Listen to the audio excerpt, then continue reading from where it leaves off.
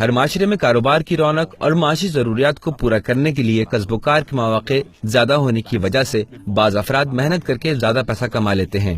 اس آمدن کی بنا پر تدریجاً مختلف معاشرتی طبقے وجود میں آتے ہیں۔ یہ مسئلہ حتیٰ ایسے معاشرے میں بھی پیش آ سکتا ہے جہاں عدالت حاکم ہے، چونکہ لوگوں کی صلاحیتیں اور توانائیاں مختلف ہیں۔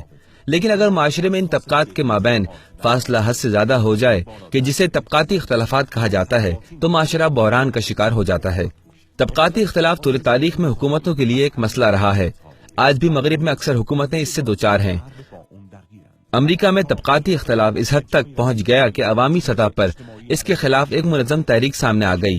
تحریک آکوپائی وال اسٹریٹ، ہم 99% ہیں، یہ اس تحریک کا نعرہ تھا۔ اس نعرے سے پتہ چل رہا تھا کہ 99% عوام جن کی آمدن کم ہے، 1% لوگ جو باقی ساری معاشرتی دولت کے مالک ہیں کے خلاف اعتراض کر رہے ہیں۔ یہ تحریک دوسرے مغربی ممالک میں بھی شروع ہو گئی، جس سے معلوم ہوا کہ ان تمام ممالک میں غیر مساوی آمدن اور طبقاتی اختلاف ایک سنجیدہ مسئلہ ہے۔ مغربی ممالک میں موجودہ ٹیکس سسٹم بھی اس مسئلے کو حل نہ کر سکا۔ اس مسئلے کی پیدائش کا سبب کیا تھا؟ یہ بات ٹھیک ہے کہ انسانوں کی صلاحیتیں اور توانائیاں انہیں حصول دولت کے مختلف سطح تک لے جاتی ہیں، لیکن اگر یہ دولت معاشرتی چرخے میں نہ آئے اور صرف چند لوگوں کے ہاتھ میں رہے تو طبقاتی اختلاف وجود میں آتا ہے۔ اگر یہ ختم نہ ہو اور یوں ہی بڑھتا رہے تو بحران پیدا ہو جاتا ہے۔ جوزف اسٹیگلٹ بھی اپنی کتاب غیر متوازن اخراجات میں اس بات کی طرف اشارہ کرتا ہے۔ ایسا معاشی نظام کامیاب ہے جو دولت کو معاشرتی پہیے میں چلائے رکھے۔ یہ وہ مسئلہ ہے جس پر اسلام متوجہ ہے اور اس کو حل کرنے کی خاطر مخصوص احکام صادر کرتا ہے۔ قرآن مجید میں پروردگار نے ایسے احکام دیے ہیں جن سے دولت صرف دولت مند افراد کے ہاتھوں میں ہی نہ گھومتی رہے بلکہ پوری طرح معاشرے میں گردش کرتی رہے۔ اسلام کے معاشی نظام میں دولت کو معاشرے میں گردش دینے کے لیے ایک اہم عنوان زکوٰۃ ہے۔ زکوٰۃ ایک طرح کا صدقہ ہے۔ کسی بھی شخص کی دولت جب ایک معینہ حد تک پہنچ جائے تو زکوٰۃ واجب ہو جاتی ہے۔ در حقیقت جو ہی لوگوں کی دولت ایک حد سے آگے بڑھنے لگے تو زکوٰۃ کا عنوان فعال ہو جاتا ہے، جو نہ صرف دولت کو جمع کرنے سے روکتا ہے بلکہ دولت کو گردش دینے میں مدد کرتا ہے۔ زکوٰۃ کا عنوان کس طرح کام کرتا ہے؟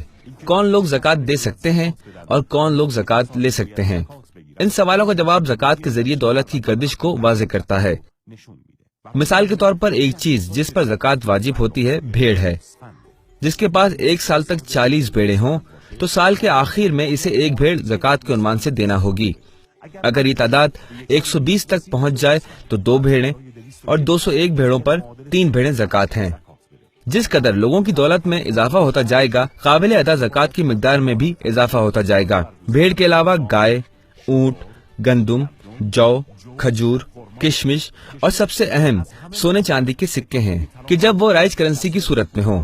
یہ چیزیں پیغمبر اسلام صلی اللہ علیہ وآلہ وسلم کے زمانے سے زکوٰۃ کا موضوع رہی ہیں۔ البتہ دوسری چیزیں بھی زکوٰۃ کے عنوان میں شامل ہو سکتی ہیں۔ شرائط زمان و مکان اور احکام ثانویہ کے تحت ان میں تبدیلی آ سکتی ہے۔ زکوٰۃ وصول کرنے والے لوگ معاشرے کے نچلے طبقے کے ضرورت مند افراد ہیں، جیسے فقیر و مساکین اور ابن السبیل۔ یہ سلسلہ دولت کی گردش کو مکمل کرتا ہے، حتیٰ ان پر واجب ہے کہ زکوٰۃ لیں اور اسے وصول کرنے سے انکار نہ کریں۔ امام صادق علیہ السلام نے فرمایا، جو کوئی زکوٰۃ کو وصول کرنے سے انکار کرے جبکہ اس پر زکوٰۃ حلال ہو تو وہ شخص اس کی مانند ہے جو زکوٰۃ ادا کرنے سے انکار کرے جبکہ اس پر زکوٰۃ کی ادائیگی واجب ہو چکی ہے۔ اصول کافی۔ علاوہ ازیں زکوٰۃ لوگوں کی دولت اور ان کے مال کو پاکیزہ بنانے کا ذریعہ ہے۔ زکوٰۃ فروع دین میں سے ہے۔